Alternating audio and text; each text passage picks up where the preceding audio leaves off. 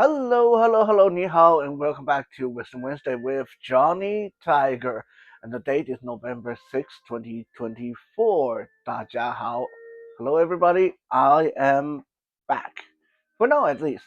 So the last couple of weeks has been crazy.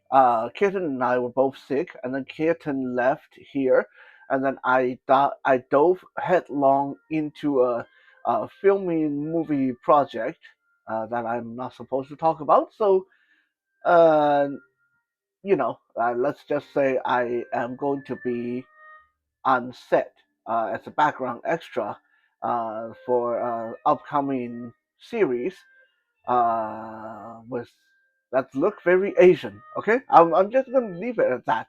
Asian.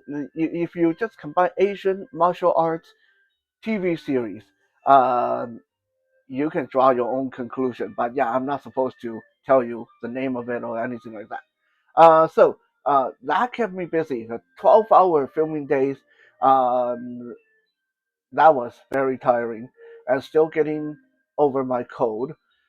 Um, but yeah, now I am back, and I'll be here for over a month before I take my winter vacation, and the show will go off the air for about 2 months, and then we will be back for 2025, and so on. You guys know the drill by now. I mean, I used to feel really bad when I missed this many days of videos.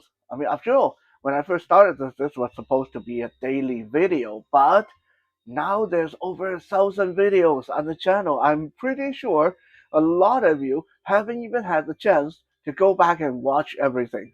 So I don't feel too bad when I miss a few days. I know you guys are not going to be bored. You guys have a lot of things to watch and pay attention to. Um, so, anyway, that's enough of preamble.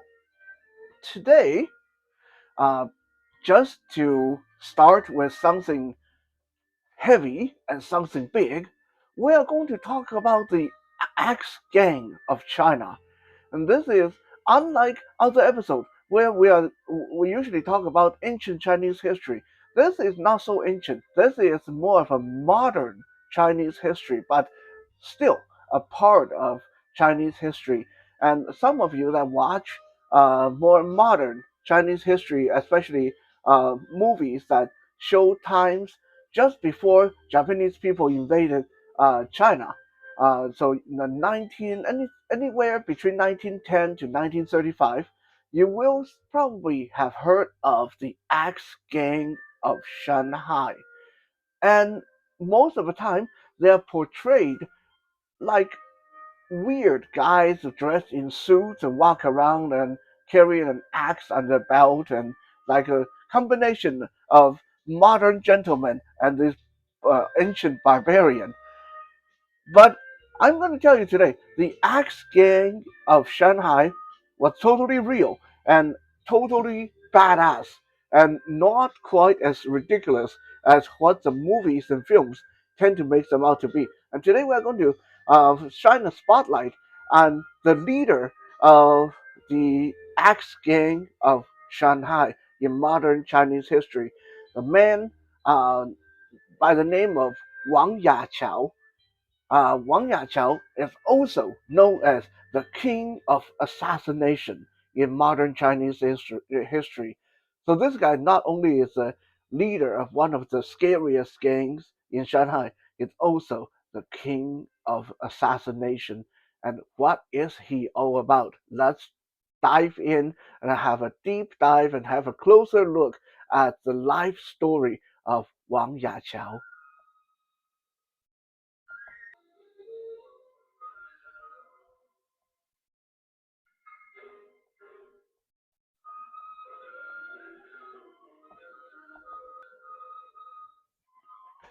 A slight microphone malfunction, well, more like an operator error.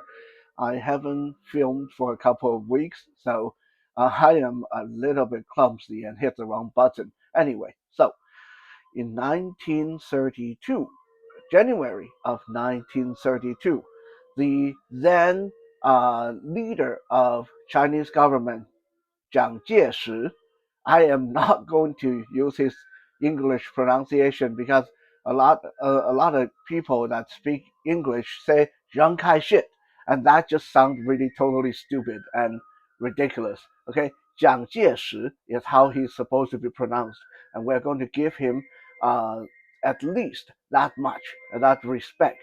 So pronounce his name the right way. So, the Chinese leader Jiang Jieshi in January of 1932 put out a bounty for the head of Wang Yaqiao, the leader of the Ax Gang of Shanghai. Want to know how big the bounty was?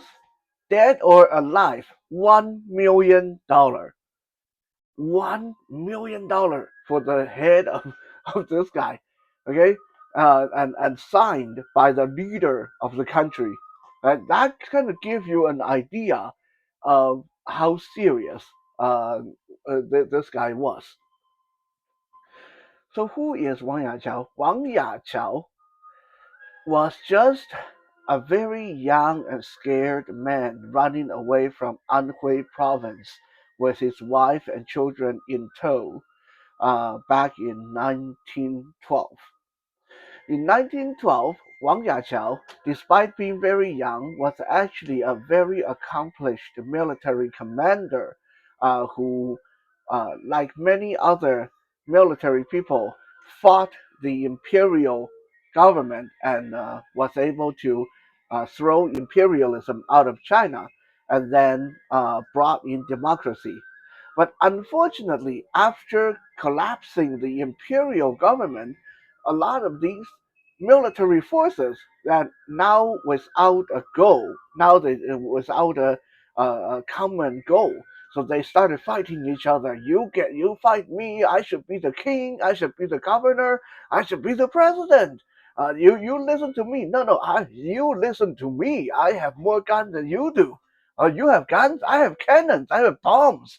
And so it was like a lot of these different provinces in China, the different military generals and commanders started fighting each other, and Wang Yaqiao's own unit unfortunately became the casualty. His unit mostly got wiped out, and the ones that survived got lined up in front of the firing squad by the uh, other military commanders that conquered them, and everyone's getting executed. So Wang Yaqiao grabbed his children and his wife and quickly ran away from Anhui province, and he went east and ended up in Shanghai.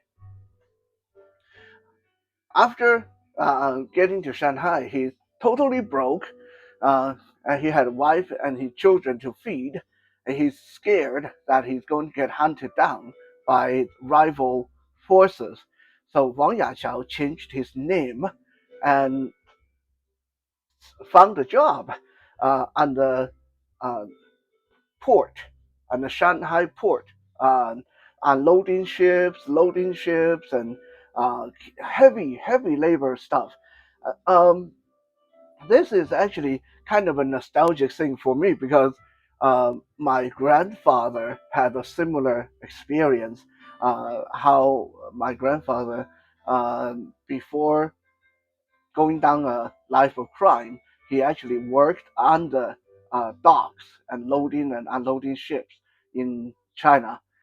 There's something about the port side and in China that just make people go berserk or something because Wang Yaqiao was not a normal person. We already established that before he ended up in Shanghai, he was a very accomplished military commander in Anhui province. He led his own people fighting the imperial government, fighting imperialism. So even though he was very young, he was educated, he was commanding, and even though he was a very small guy, he knew how to fight. He was a great martial artist. Yeah, you can look it up in his bio. Wang Yaqiao was known to be very handy with in the fight, even though he was very small. So in a very short time, Wang Yaqiao gathered a bunch of dock workers and ship workers around him, and they called him their leader. and they listened to what he told them to do, and he gathered these boys around him and uh, taught them how to read and write, and they work the jobs together. They would go around unload ship together, and uh, if one of them didn't get paid, all of them would show up and demand payment from the merchant that tried to cheat them. But they became kind of a small dark side gang of workers that looked out for each other, and they were all led by Wang Yachao. But Wang Yachao, being a former military man, obviously would not be content with just spend the rest of his life loading and unloading ships on the port of Shanghai. So he met a good friend called Li. Now, Li happened to be from Anhui province as well, but unlike the poverty stricken Wang Yachao, who had to work the dockside, Li was already a politician in Shanghai, doing very well for himself and very, very rich. Li saw something special in Wang Yachao, even though Wang Yachao was just a dock worker with a bunch of ruffians around him. Li decided that he was going to sponsor Wang Yachao. So Li handed Wang Yachao a big wad of cash and said, "Go forward in the world and do what you want to do. I trust your judgment." So taking this money, Wang Yachao established his own gang and uh, brought his people together, more dock workers, more heavy labor workers, and provided them with security, provided them with sort of a very primitive form of union. And he would stand up for them, teach them how to fight for their right, teach them how they do not have to take the abuse from the merchants. But Wang Yachao knew that he needed more. He couldn't just rely on Li to give him money all the time. He needed to find a way to build his own gang, find a way to make his own money. Around that time, someone told Wang Yachao, "Hey, did you know that there's a united party for Anhui people here in Shanghai?" So some old immigrants from Anhui province got together. The really rich guys basically had their little club. They call the United Anhui Club of Shanghai. So just so it makes sense for you guys, imagine the Lions Club. Imagine, so someone told Wang Yachao, "Hey, you know there's this Lions Club, and it's all Anhui people, our own people, and they're doing really good. They have a lot of members, and their members are all really rich, and they have a lot of money." Wang Yachao say, that's it. Okay, I'm from Anhui too, and I actually have vision. I have things I want to do, but I don't have a headquarter. I don't have the membership. I don't have the connection. I should take over this Lions Club of Anhui people.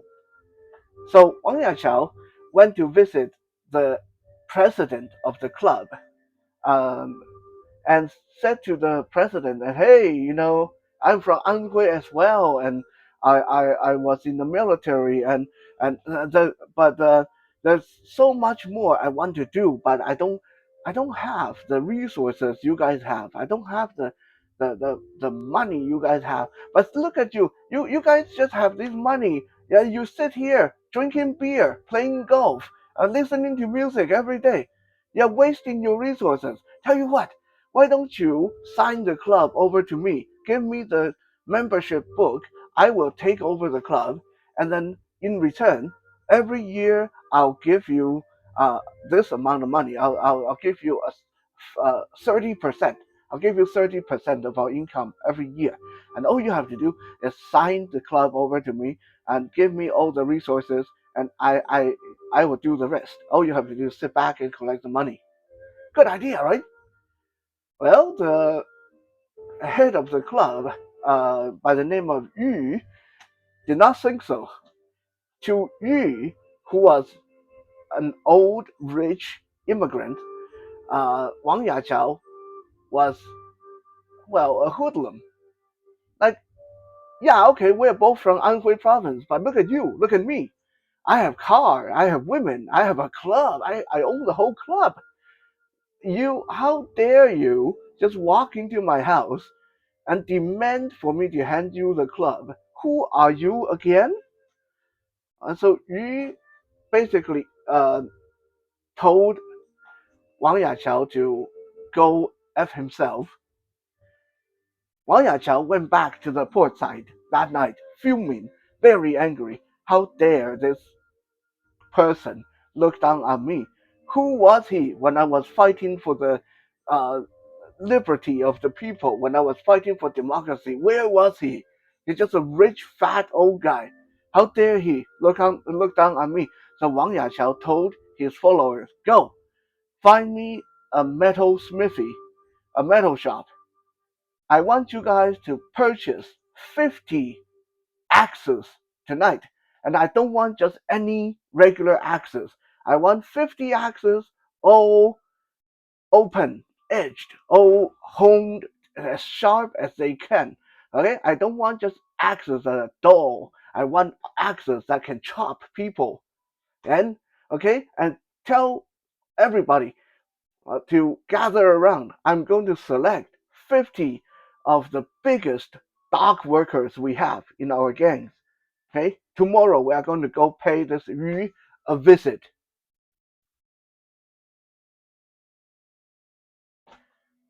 And true to his word, next morning, Wang Yachao with 50 of his strongest and biggest dock workers, with every one of them carrying a newly bought sharpened axe on their belt, stormed into the house of Yu, and they rounded up all the household people, all Yu's family, wives, children, relatives, everyone who's in the house, rounded up. Everyone sit down in the living room, surrounded by 50 big and scruffy looking men, armed with axes. And Wang Yachao basically said, okay, yesterday I listened to you because you're rich. Today you listen to me because you want to live. Sign the club over right now, or we chop every one of you up into little pieces and feed you to the fish. Well, Yu was very smart. He decided not to make an issue of it, and he very quickly went and got his book, and him and Wang Yachao walked over to the Notary Public, and Yu signed the entire club over to Wang Yachao. Of course, he's not even getting the 30% yearly income Wang Yachao originally promised him, because now Wang Yachao basically say, okay, you don't want to give it to me, I'm just going to take it. So Yu lost everything to Wang Yachao, and that was the day when a bunch of dock workers, led by a disgraced, exiled military commander, became the official Fu Tou Bang, the Ax Gang of Shanghai.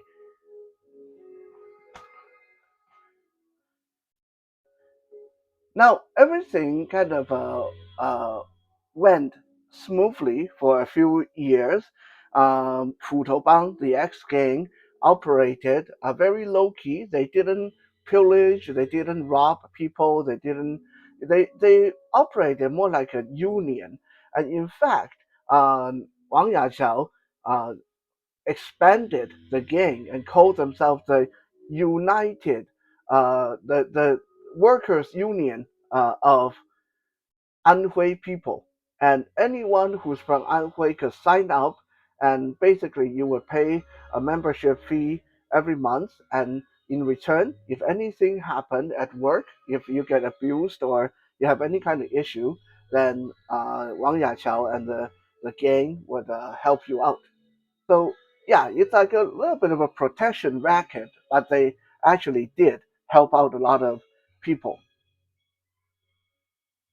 One such incident that shook the entire waterfront of Shanghai was in uh, 1922. One day, one of Wang Yaqiu's union members came to him, and this was a dock worker who looked like he got beat up. He was all his clothes were torn, and he's bleeding everywhere. He came to Wang Yaqiu and he said, "Look, I'm one of your members. I've been paying my membership fee every month for the last few years, and I need you to help me because today I unloaded the ship, and just because I was a little bit slow, the merchant refused to pay me. And when I tried to argue about it, the merchant and his bodyguard beat me up. So you've been collecting money from us. Are you or aren't you going to do something about it?" Wang Yaqiu's friends told him, "No, we shouldn't get involved. Like you have thousands of people in your union. You can't get involved. Every time someone have a dispute, you will never be able to sleep. You have to pick and choose. And this merchant is very influential. It's best to leave this one alone." Wang Yaqiu said, "The hell with that. No, we've been collecting money from our members. This is a good chance to show us that we are true to our words, that we are going to fight for the people of Anhui province. We will not put up with this kind of stuff. Okay, this is a chance for us to prove to the people that we are more than just a local street gang. We are a legit force here to defend our people." And his friend said, "Well, how are you going to do this then?" Wang Yaqiu said, "Simple. Go find me, go find me the nearest metal shop." Here we go again. "Go find me the nearest metal shop. Buy me 100 axes. They have to be sharp, they have to be big, they have to be heavy. They need to be not just ordinary axes. They need to be honed sharp enough to cut people. Okay, and find me the 50 people that was with me on the previous trip. Was Tell them to bring their 50 axes and make sure that's nice and sharp. Tell our people to meet me here tomorrow." Next morning, Wang Yaqiu handpicked 150 strongest, biggest dog worker from his gang and give them one axe each. He bought 50 the last time, 100 this time. 150 huge and muscular dog workers armed with 150 axes. Wang Yaqiu walking in front of them, wearing his suit and tie, and of course he had an axe himself. I don't know when he bought that one, but yeah. And he led them down to the waterfront. As they walked, he was saying at the top of his lungs, "Look, guys, we are not going to put up with any mistreatment of our people. We may be poor, we may be dock workers, but we will not put up with any crap. When we get there, take your axe out and chop everything you see. People, boat, structures, buildings, whatever you see in front of you blocking your path, chop it down. If you kill someone, no problem. I will I'm willing to take the blame for everything. You guys just go forward and destroy everything." And so as they were walking, they gathered more and more people behind them because the local people never saw something like this. Like 150 people, every one of them big and muscular, armed with sharpened axes. The local people were like, "Whoa, what's going on? Let's go take a look."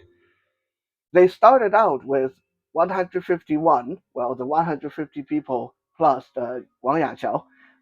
By the time they got down to the waterfront, they had 2,000 people marching behind them.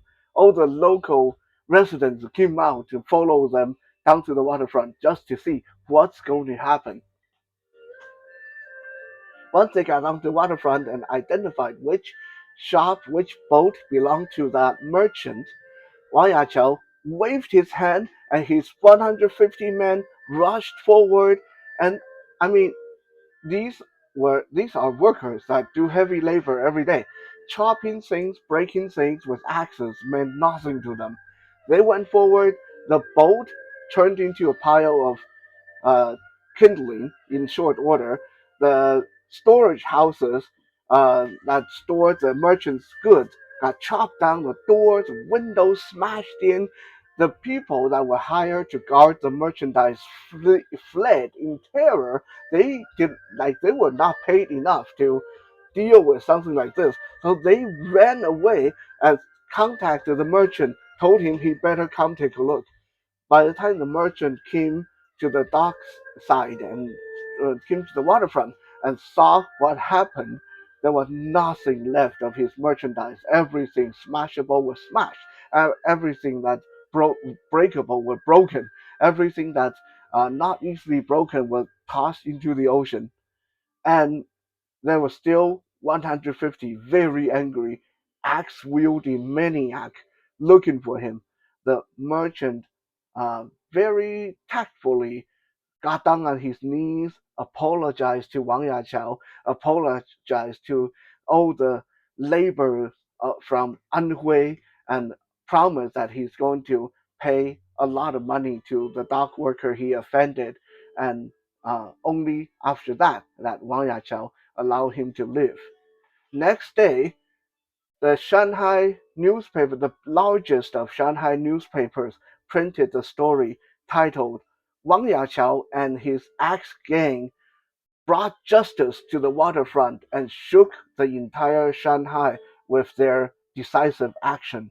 And just from that, Wang Yachao and his Axe Gang went from just being a local street gang to gaining national-wide notoriety and became sort of a folk hero status in the mind of many, many laborers of China, especially Shanghai city, because people were saying, he's a gang leader. There are a bunch of ruffians, but look, what happened? When something actually happened, when one of them gets stepped on, Wang Yachao is right there, backing up his people. He's right there doing something about it. That's way better than our own government. Our government don't ever do shit. Wang Yachao actually does something.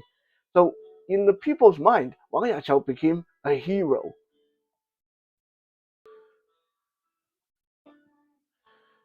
Deciding to ride his new rise to fame, Wang Yachao, always um, a rather patriotic man, decided that now that he has people's trust, he was going to uh, start writing and fighting against the corruption in the government.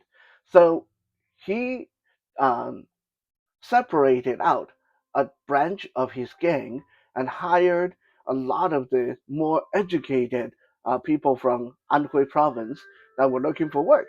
And they started publishing their own news stories, and they started writing articles and promoting, like airing out all the dirty laundries of the local government. So and so is corrupt, and here are the evidence. So and so is naughty. Here are the evidence. So and so was seen with the so and so's wife as and as someone else's wife, or so and so was touching little boys. Like, he was ruthless. He started going after these local politicians, and of course, this created a huge backlash.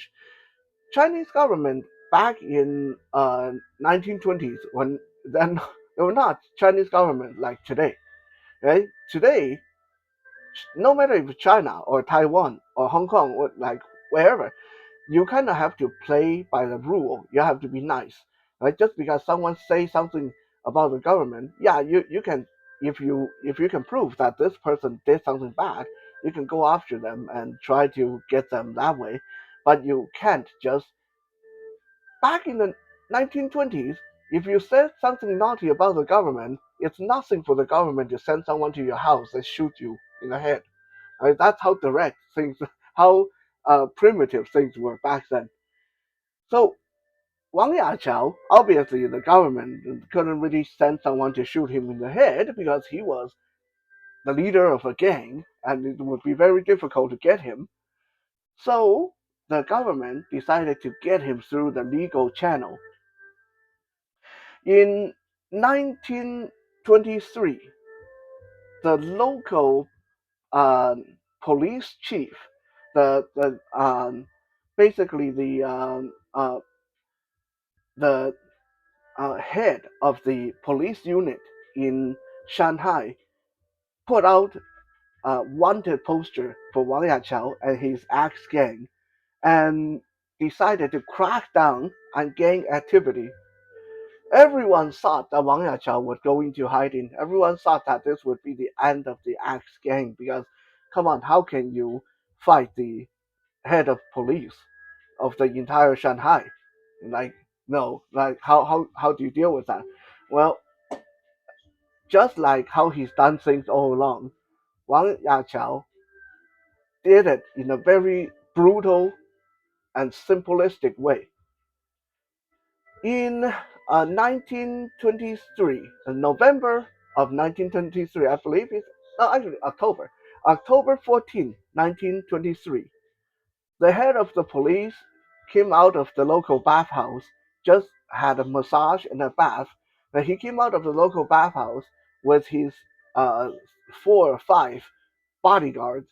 Before they even got into their car, 30 hardcore looking dock workers came out of the dark alley armed with shotguns, all 30 of them with shotguns.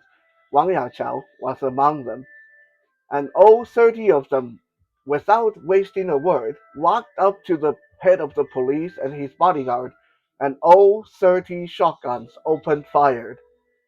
Yeah, bodyguard or no bodyguard, the head of the police did not stand a chance. He didn't even get a chance to get his own gun out. He just bye bye on the spot. Him and all his bodyguard just went down without even given a chance to surrender. This started Wang Yachao down a very dark path. Because up until now, if you listen to my story, up until now, Wang Yachao actually hasn't killed anybody. He's threatened to kill people, but so far he's been smashing things with axes. He hasn't actually killed anybody, but now he killed the head of the police in the Shanghai. This is a very high-ranking person in the government. Was Wang Yachao scared? No. Wang Yachao's philosophy was very brutal and simple.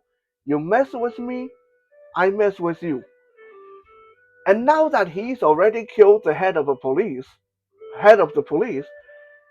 he had no uh, fear of going after anyone in the government that would dare to come after him or look at him cross-eyed. So in the next 10 years or so, Wang Yachao basically was unstoppable. He was pretty much unstoppable. Um, and he became known as the king of assassination in modern China because there was no politician, there was no military commander that he didn't dare go after. Anyone who pissed him off, he would gun them down, he would have them murdered. And his assassination hits were so successful that people would, like a lot of the high ranking officers, were in deadly fear of him.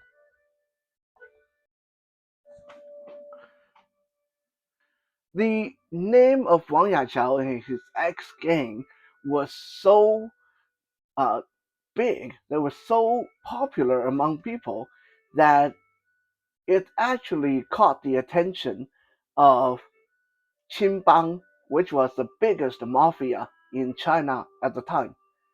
So Qinbang's leaders decided, okay, we need to meet this Ax gang leader because we are the biggest mafia, we are the biggest gang. So they are getting so popular and they are getting so famous. We need to meet them and decide what we need to do with them. right? Are we going to incorporate them? Are we going to wipe them out? Let's let's have a meeting with this Wang Yachao, and then we'll sit down and we'll talk, and then we'll decide that if he's going to play ball and kowtow to us because we are the alpha male, or do we need to wipe them out? Okay, so the leadership of Qinbang, Wang Jinrong, and Du Yuesheng, these are very, very famous names in modern Chinese history, biggest gangsters in Chinese history, the kind of guys that uh, the government actually have to go negotiate and borrow money from and stuff like that.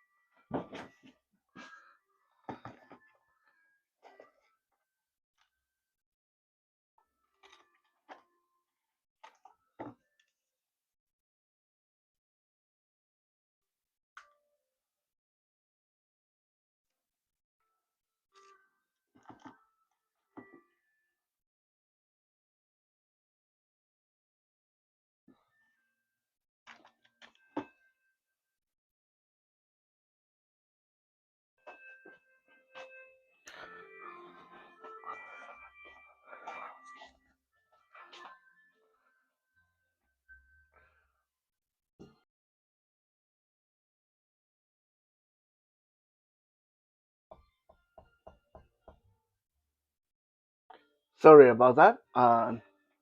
I had a small malfunction with the microphone, so that's why I had to step out for a second. I thought I paused the video, but yeah, uh, I'll try to edit the video, but I don't think I can clip that out.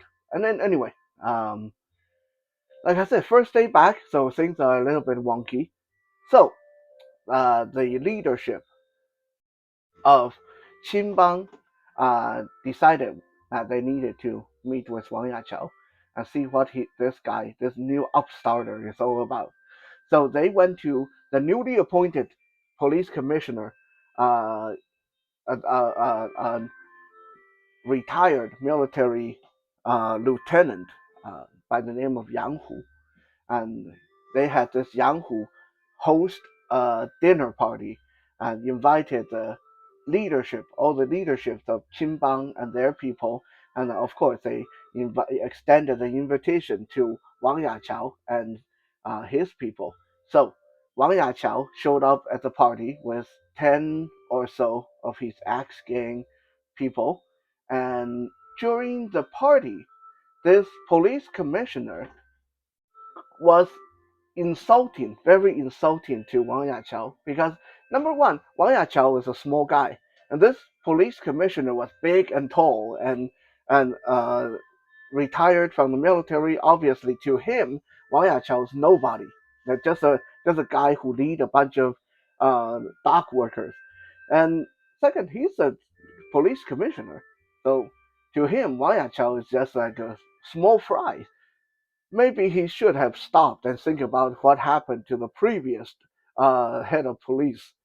But anyway, he was very respectful to the leadership of Qinbang, obviously, because Qinbang was the biggest mafia in China.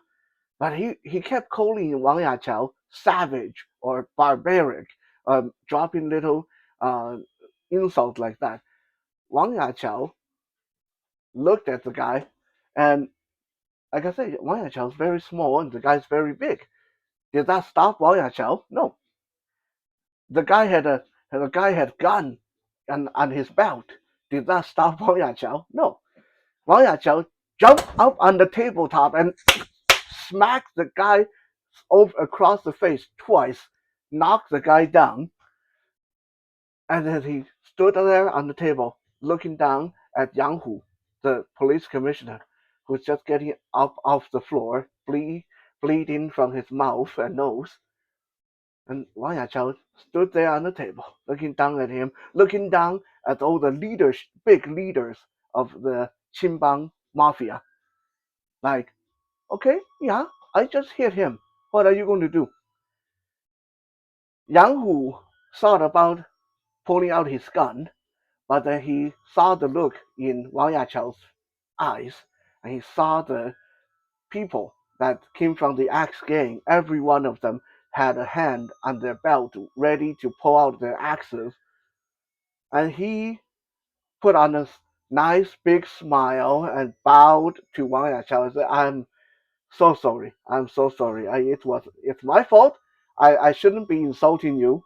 I'm sorry. I hope you forgive me." And then everybody was able to move past that and went back to drinking and talking and pretending nothing ever happened. After Wang Yachao and his people left, the leadership of Qinbang sat down and one said, "Okay, so what are we going to do with him? Are we going to incorporate him? Are we going to put out a hit on him? Are we going to wipe them out? What are we going to do?" And the other two said, "The best thing to do with Wang Yachao and his ex gang is to leave them the fuck alone. They are obviously crazy. Every one of them's ready to kill. Every one of them not afraid to die. He came here with nothing but axes. He knew we have guns, but he was there to smack around the police commissioner on the party. The guy had a gun on his belt. The guy is twice his size. That didn't even stop him. Let's just leave them the fuck alone. If they don't mess with us, we don't mess with them. Okay? They are obviously crazy. We don't mess with crazy people."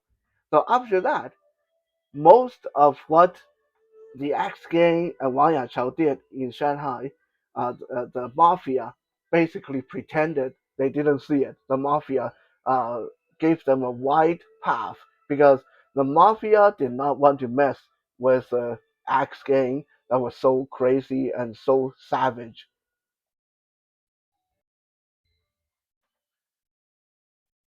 In 1931, about almost 10 years after Wang Yachao started being called the king of assassination in China, um, something big happened that started to change Wang Yachao's life again.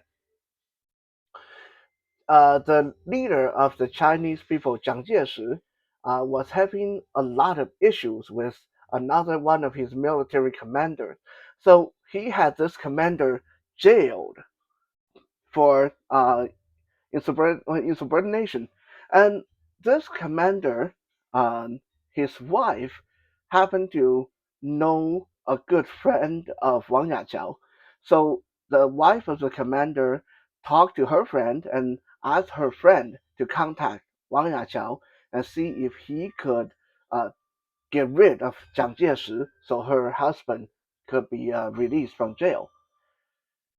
Well, it just happened that Wang Yaqiao was not a big fan of Jiang Jieshi because Jiang Jieshi was a little bit corrupt, and we already established that one of the things that Wang Yaqiao and his gangs did was that they always expose corruption. They always go after corrupt politicians. So the leader of Chinese people, Jiang Jieshi, being kind of unconventional and corrupt. I'm trying to be as nice as I can because he was Taiwan's first president. So I'm trying not to talk too much smack about our first president, but he wasn't a nice guy. Let's put it this way. Jiang Jieshi was not a nice guy. So Wang Yachao already disliked Jiang Jieshi. So now this friend of the military general who got jailed came to him and offered him $260,000 and said, I, this is a gift. I'm giving you 260,000. You can keep it, no matter if you uh, succeed or not. But it would be very nice for everybody if you can make Zhang Jieshi disappear. You are the assassination king. I'm sure you have a way to do this, and that started to the journey of Wang Yaqiao, the head of the Shanghai Ax Gang, versus Jiang Jieshi, the leader of the Chinese people. In 1932, when Jiang Jieshi was visiting his mountainous resort and having a little vacation away from home, uh, Wang Yaqiao sent his assassin into the mountain. Now, at the time, of course, because Jiang Jieshi was the leader of the entire China, so he's very well guarded. Since he was in the mountain resort, no, everyone who went into the mountain had to get checked. So it was very hard to carry any weapon, sneak any weapon past the guard. Wang Yaqiao had an idea. He told his assassin to buy a giant ham, yeah, like a Thanksgiving ham, and he took the gun apart, took the gun down to its components, and hid the components inside the ham.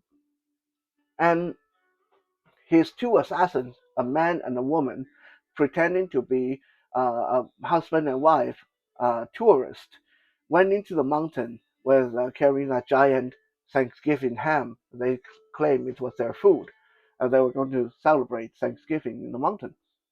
And the guards did not think there's anything suspicious, and the guard let them in.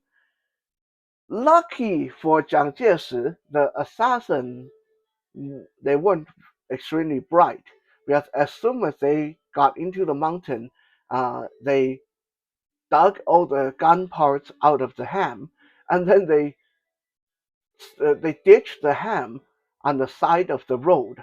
They just put the gun together and then went to look for a place where they could ambush Jiang Jieshi, and they left the giant ham on the side of the road. Well, Zhang Jieshi, being the leader of the people, obviously had a lot of guards, and they had a lot of guard dogs. And the guard dogs very quickly found the giant ham and alerted their handler. And the handler came and like, why would someone throw away a perfectly good ham? And then they saw how the ham had been dug in, and there were holes, and there were like the ham had been taken apart. Obviously, something was hidden inside the ham, and this got everyone really nervous. Jiang Jieshi ordered the entire mountain searched. The assassin, on the verge of getting discovered, jumped out of the tree and fired a shot at Jiang Jieshi, but they were too far away, and Jiang Jieshi, his bodyguard, immediately returned fire, so the two assassins died before they were able to even get close to uh, be able to hit Jiang Jieshi. Jiang Jieshi was very furious. He asked for a nationwide investigation, wanting to find who was it that wanted him assassinated. But despite of all the resources being put into it, because the assassins were dead, there's no one to interrogate. There's no trace of anything. It became an unsolved case. No one knew that it was Wang Yaqiao who commissioned to have Jiang Jieshi killed. 1 year from that incident in 1933, Japanese people attacked China, and Jiang Jieshi and the military general made up and became good friends again. So this whole incident was quickly smoothed over and forgotten about. And because Japanese people is now at war with China, uh, this took Wang Yaqiao's attention away from Jiang Jieshi. I said earlier that Wang Yaqiao is actually at the heart of a very patriotic people, a person, because he used to be a military man. Um,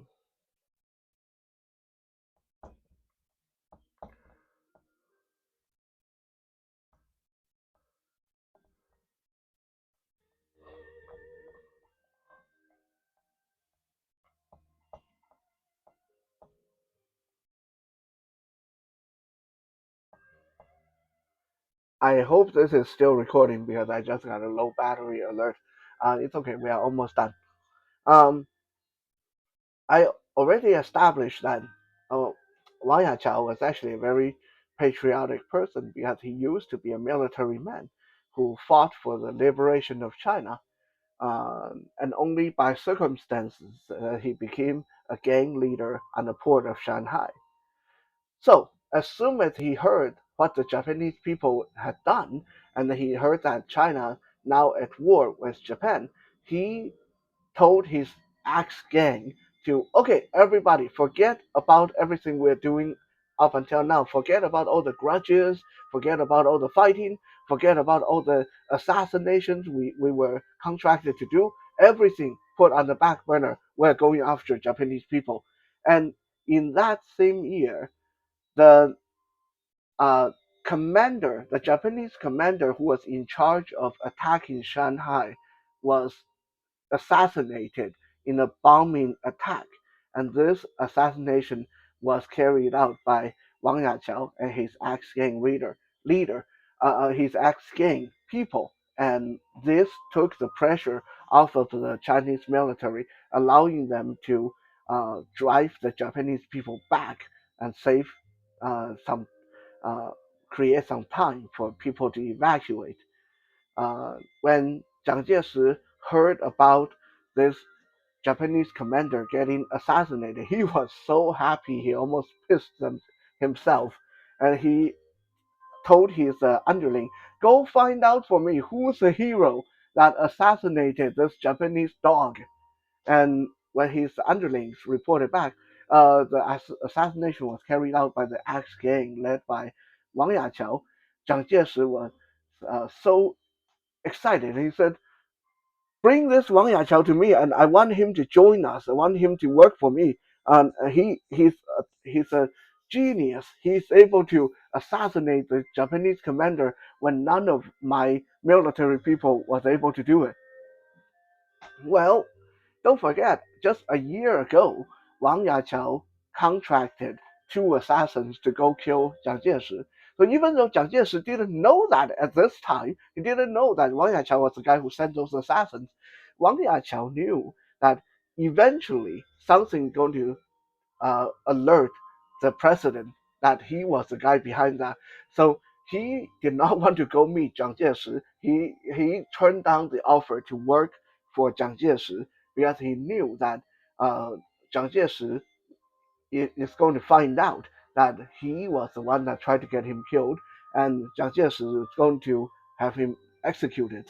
And true to his fear, only 2 or 3 months from that point, a bunch of low-level Axe Gang people got arrested by the police, and during interrogation, one of them brought up the fact that their leader, Wang Yachao, was the one who sent the assassin to kill the president. Maybe hoping that if he gives out that information, he would get a reduced penalty or something. But yeah, this very quickly got back to Jiang Jieshi. "Oh yeah, by the way, we found out who tried to kill you. It was Wang Yachao." And Jiang Jieshi was furious, and this was why Jiang Jieshi put out the bounty on Wang Yachao's head. It's $1 million bounty on Wang Yachao's head. Despite the $1 million bounty, Wang Yachao and his Axe gang was very difficult to track down, and most of the local people loved them. They were heroes to the local people, so they had the protection of the local people, and no one would turn them in. And at the time, Jiang Jieshi was so busy fighting the Japanese, he didn't really have a lot of resources to put toward hunting down Wang Yachao. But in 1935, Wang Yachao tried again to kill Jiang Jieshi. In 1935, Jiang Jieshi and his top military leaders had, through a press conference to brief the people on how the war was going against Japanese people. Wang Yachao, pissed off at the $1 million bounty that Jiang Jieshi put out on him, decided that this press conference was the perfect time to get rid of Jiang Jieshi. So he had his assassins waiting in disguised as reporters. And when Jiang Jieshi and his top military leaders were coming out to answer questions, that's when the assassins were going to make their move. Just happened that Jiang Jieshi wasn't feeling very good that day, so he did not come out with his military leaders. He had his second in command come out first, and his second in command came out. The assassins opened fire, put 3 bullets into the guys before the guards were able to get rid of them, shoot them down. And Jiang Jieshi, hearing the gunshot, came running out, and everybody looked at him, and everybody accused him that it was him that sent the assassin to kill his second in command, because everybody knew that Jiang Jieshi and his second in command at the time, they were disagreeing with each other. They had a lot of disagreement on military policies. So everybody thought that, oh, so you sent him out here and you had assassins here to kill him. And then you come out and pretend you're all surprised and stuff. Jiang Jieshi was angry. I did not. Wasn't me. Yes, I want the guy dead. I want to throttle him with my own hand, but I did not send these assassins. So Jiang Jieshi had people investigate, look into who sent these assassins, who shot my second in command. And quickly, very quickly, he came back, Wang Yachao. And Jiang Jieshi basically said, okay, that's it. That's it. I don't care what kind of hero this guy is. I don't care that he did uh, assassinate the Japanese commander. He's really pissing me off. He's tried to kill me twice now. I need to get rid of him. Here is the moral of the story in case you need one. It doesn't matter how badass you are. Okay? It doesn't matter what kind of assassination king or what kind of big mafia leader you are.